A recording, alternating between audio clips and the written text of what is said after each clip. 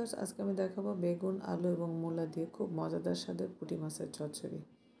মুখে লেগে থাকার মতো এই রেসিপিটা। প্রথমে পুঁটি মাছ সহ আরও দু একটা মাছ নিয়েছি। সেগুলো মাছগুলো হলুদ, লবণ, মরিচের গুঁড়া দিয়ে লাল লাল করে একটু ভেজে নেব।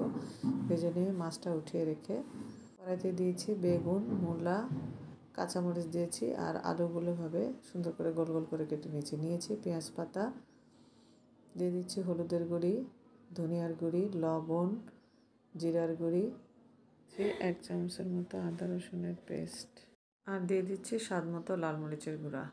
দিচ্ছি রান্নার সয়াবিন তেল দিয়ে সুন্দরভাবে তরকারিটা মাখিয়ে দিব এবং গা লাগা লাগা করে পানি দিয়ে ঢেকে দেব।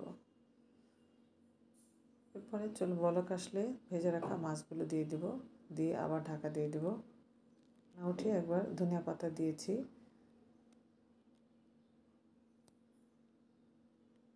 তরকারিটা আর একটু পানি শুকিয়ে নিব। একেবারে গা লাগা লাগা হয়ে আসলে তৈরি হয়ে গেল মজাদার স্বাদের পুঁটি মাছের চচ্চড়ি। আশা করি পরিবারের লোকজনদের কাছে অনেক ভালো লেগেছে। আপনাদের কেমন লেগেছে অবশ্যই কমেন্টস করে জানাবেন। হেভি হয়েছে, আসলে টেস্টি হয়েছে।